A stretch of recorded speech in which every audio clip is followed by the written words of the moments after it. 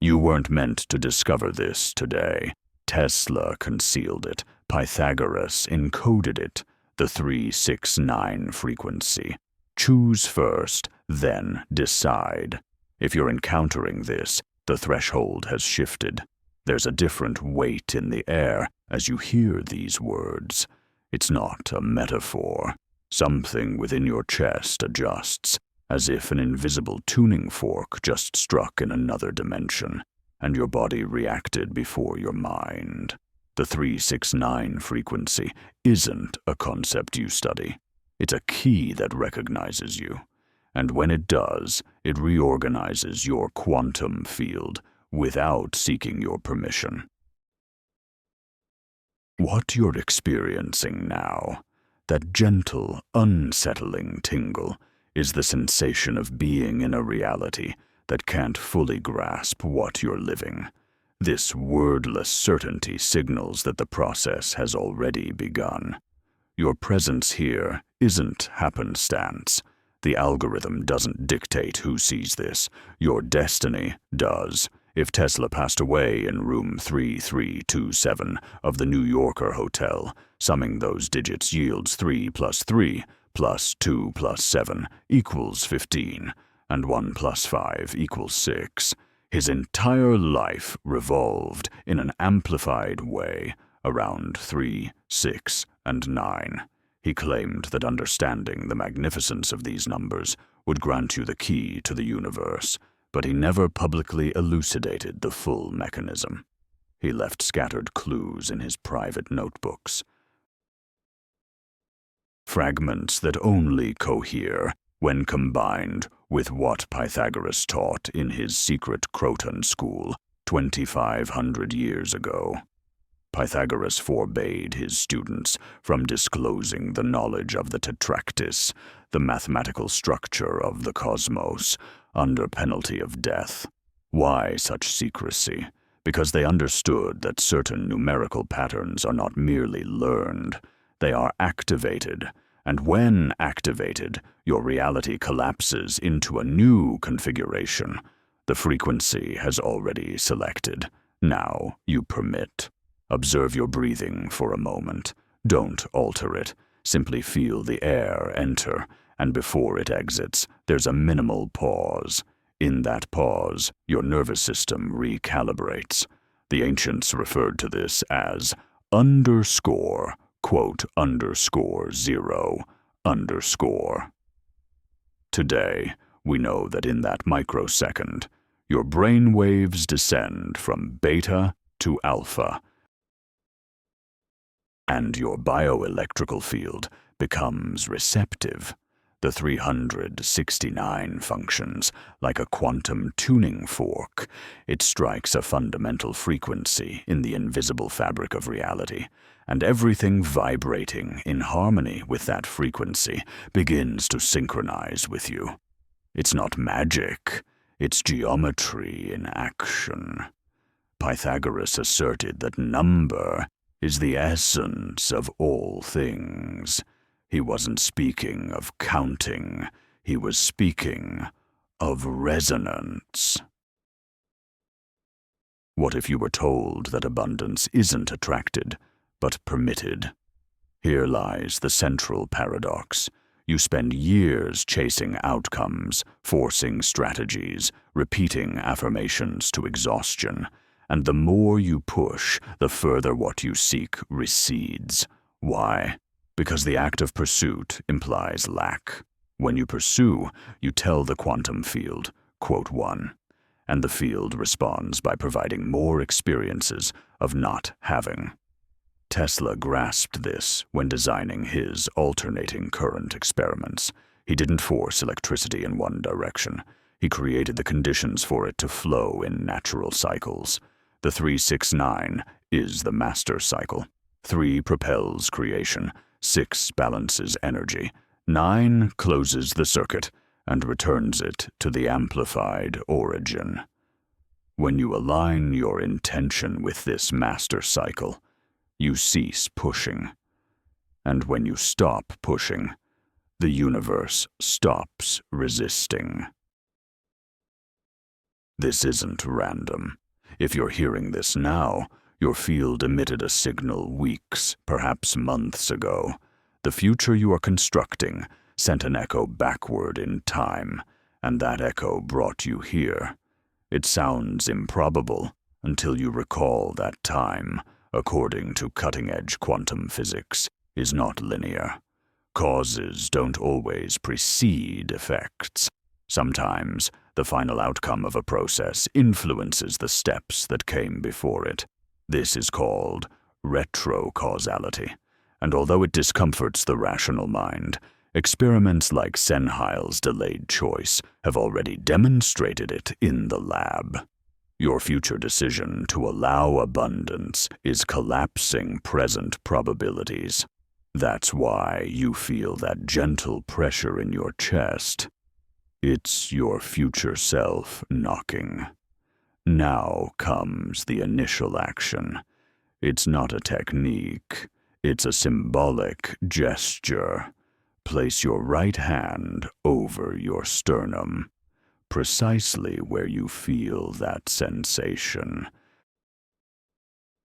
There's no need to do it physically if you're in public. Simply visualize it. This gesture signals to your nervous system that you are open to receiving. While maintaining this inner posture, silently repeat, "My field aligns with the abundance that already exists."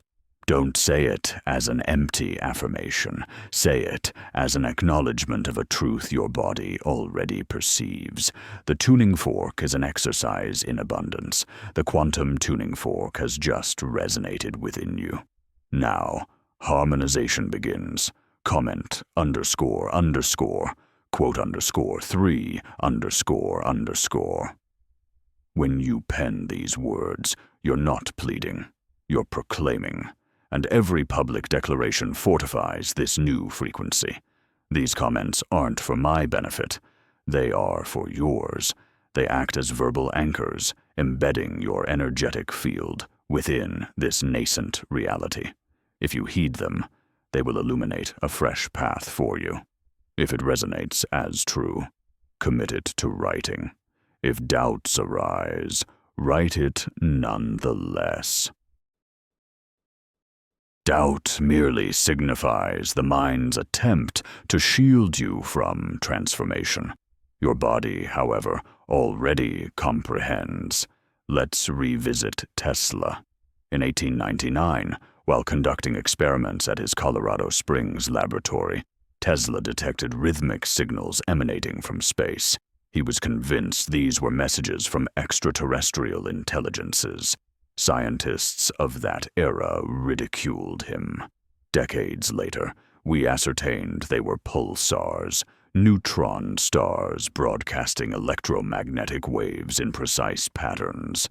Yet, Tesla had grasped the underlying principle long before. The cosmos communicates through frequencies, and specific frequencies encapsulate information capable of reorganizing matter. The 369 is one such master frequency. It's not a mantra to be recited. It's a code to be activated. And upon its activation, coincidences cease to be mere chance occurrences. Reflect on the past 72 hours. How many times did the numbers 3, 6, or 9 appear in your environment without conscious seeking? A clock displaying 3:33, a purchase total of $6.90, a notification appearing at 9:09. The rational mind dismisses these as random. But if you pay attention, you'll observe these numbers consistently surface during moments of internal deliberation, just prior to your mind shifting direction, precisely as you're poised to relinquish an old belief. These are not signals from the universe attempting to communicate with you.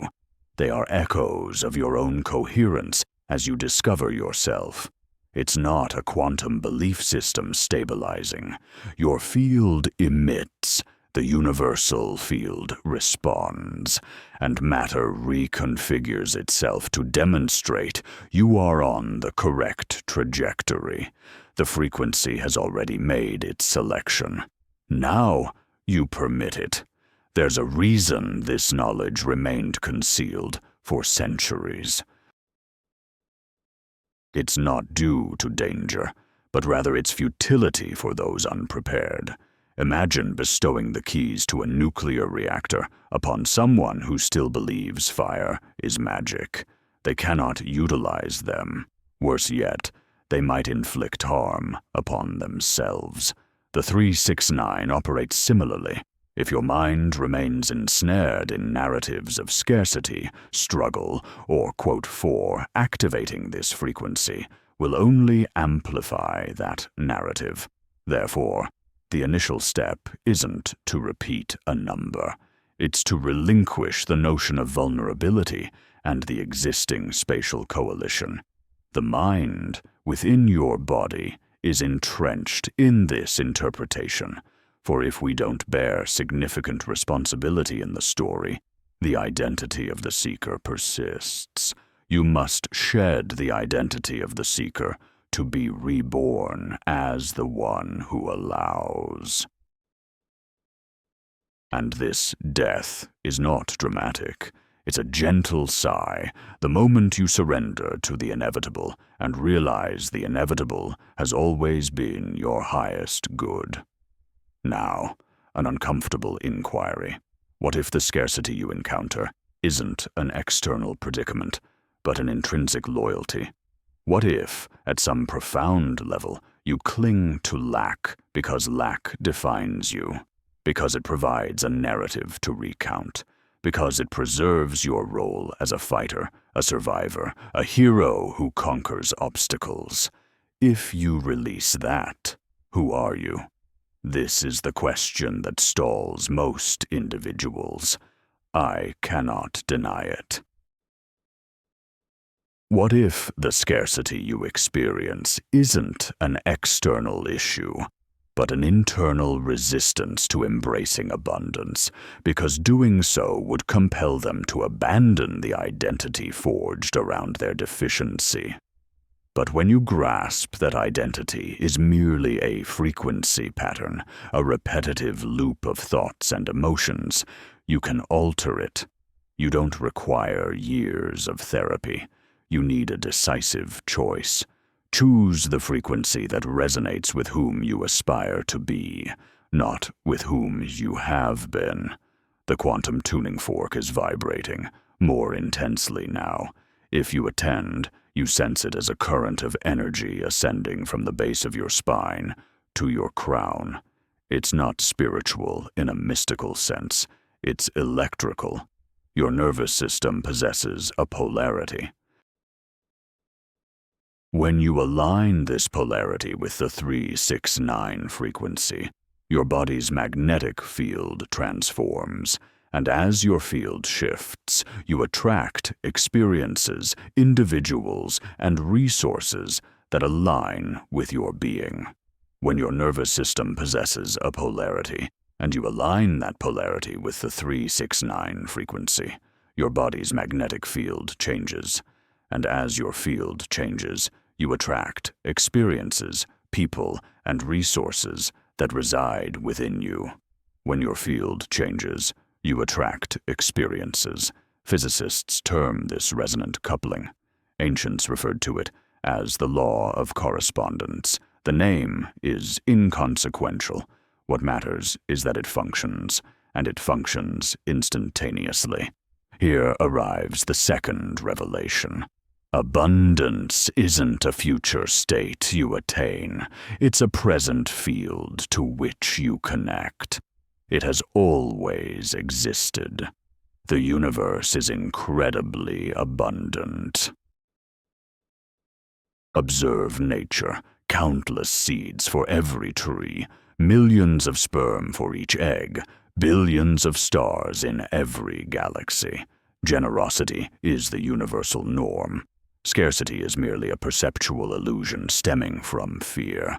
This fear only thrives when you forget your intrinsic connection to the cosmic field, mistaking yourself for a separate entity battling the world.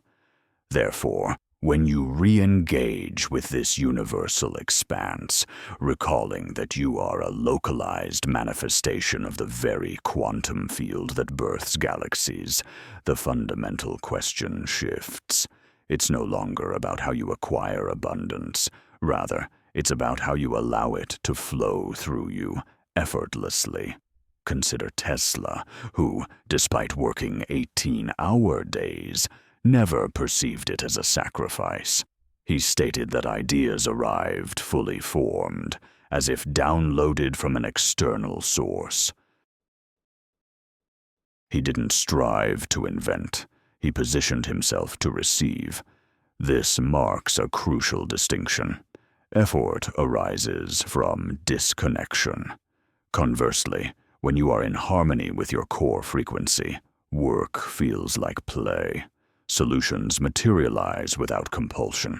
Opportunities present themselves without your intervention, and abundance appears not as a reward for struggle, but as a natural consequence of your internal coherence. Pause for a moment. Take 3 slow breaths. With each exhalation, envision releasing a weight you weren't even aware you carried. Don't label it. Simply let it go. On the 3rd exhalation, take note of the space that remains.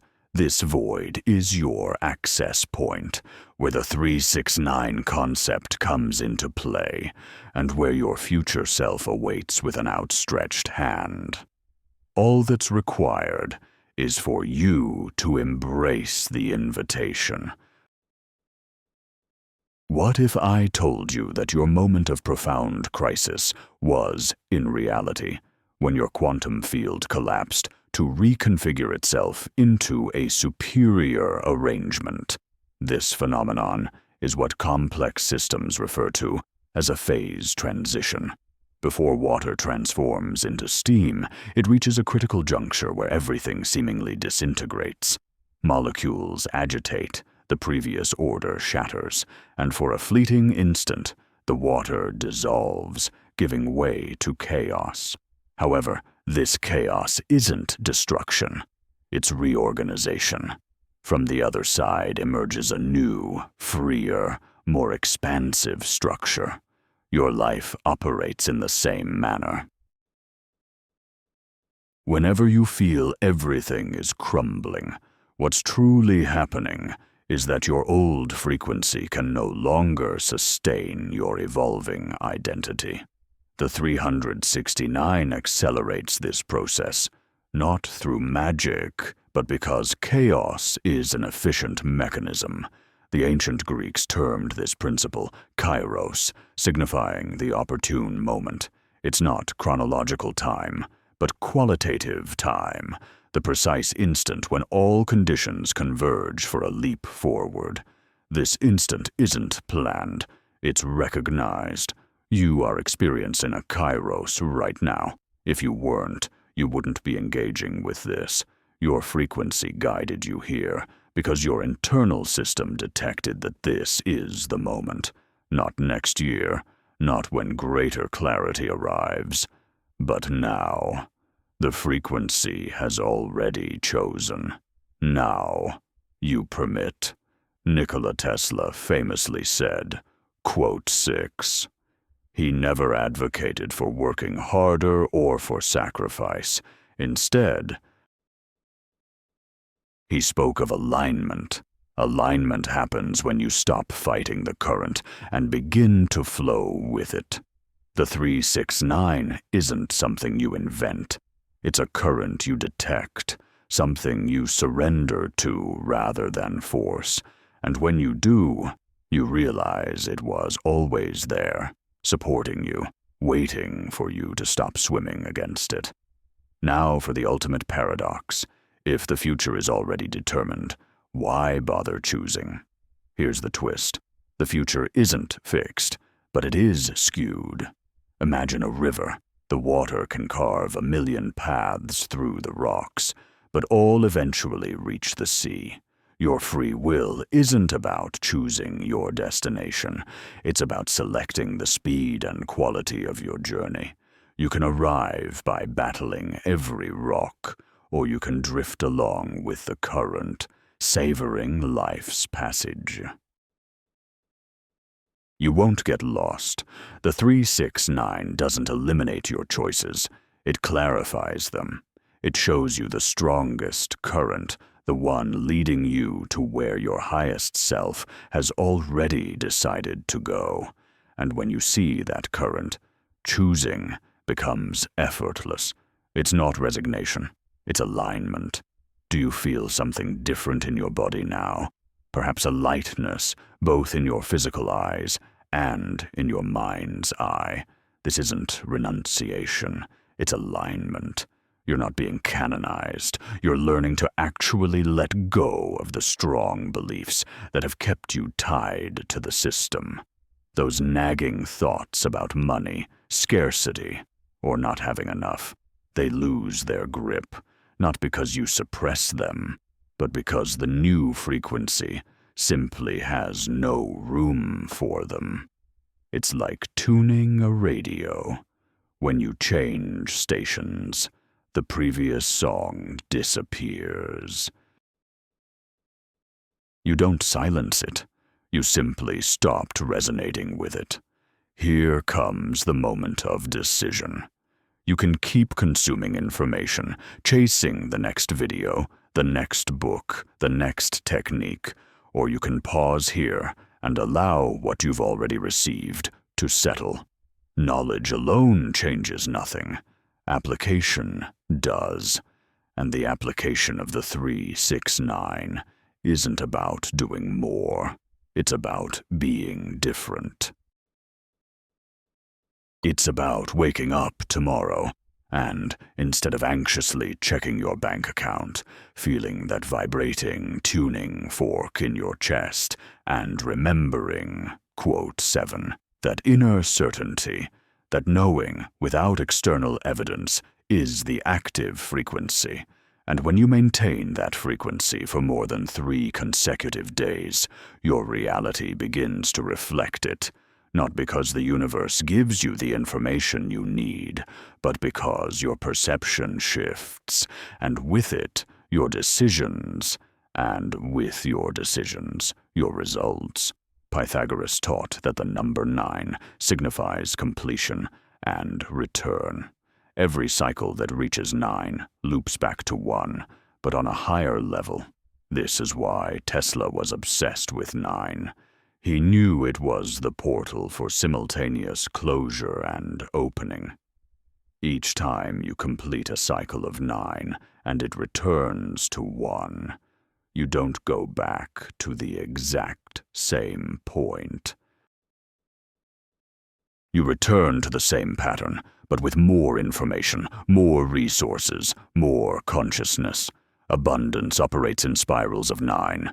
You receive, integrate, expand. You receive more, integrate more, expand more, and each turn of the spiral is wider than the last. This isn't linear growth, it's exponential growth. But this only happens when you stop integrating the spirals of 9, and the 9 returns to 1. This new approach involves successfully controlled reprotocols with silent precision. This study presents that certain variables, like certain chemical compounds, reduce specific issues. The underlying theme is about transformation. Becoming transformed doesn't require years of meditation in a cave. It demands a daily decision. Today, I choose the frequency of one who already possesses, not one who chases. That decision, consistently repeated, rewrites your identity, and your identity rewrites your reality. Now listen closely. If you've made it this far, you've passed the filter. Most people give up after 3 minutes, seeking a quick formula, a shortcut, a secret in a phrase. but you persisted. This indicates that your fundamental frequency has already shifted. You don't need to believe me. Just observe the next 7 days. You'll notice synchronicities, recurring numbers, conversations that answer unspoken questions, and people appearing with precisely what you need. The universe's response to you is your quantum field rearranging itself, and your external reality updating to reflect your new internal configuration.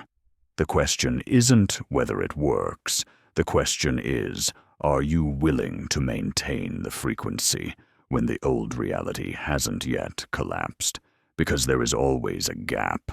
You change your frequency today, but external evidence may take days, weeks, or sometimes months to materialize. That interim period is the test. That's when most people revert to fear. They see that the money didn't arrive yesterday and conclude that it doesn't function. But quantum manifestation isn't instantaneous on the material plane. It's instantaneous on the plane of probability. First, probability collapses, then matter reorganizes itself. If you release the frequency before matter reorganizes, you miss the wave. If you hold it, the wave carries you. Tesla died alone, in debt, surrounded by pigeons. History books portray him as a failed genius. Yet did he truly fail? His inventions power modern civilization. His name resonates a century after his death. His legacy transformed the world. What others considered failure, he experienced as infinite possibility. This insight is unsettling, as it forces us to abandon fantasy and embrace reality. Subscribe to remain in this frequency. You're not doing me a favor. You're anchoring yourself. Each time you return to this channel, you reinforce the signal. Your mind requires repetition for reprogramming. A single exposure isn't sufficient. However, conscious, present repetition rewrites neural patterns, and when neural patterns shift, your perception shifts, and when your perception shifts, your world changes. Share this broadcast with those who need to awaken, not with everyone, only with those you sense are ready. Not everyone is in their kairos. If you share it with someone who isn't ready, they will reject it. Not because it's false, but because they aren't ready, because their frequency doesn't yet resonate.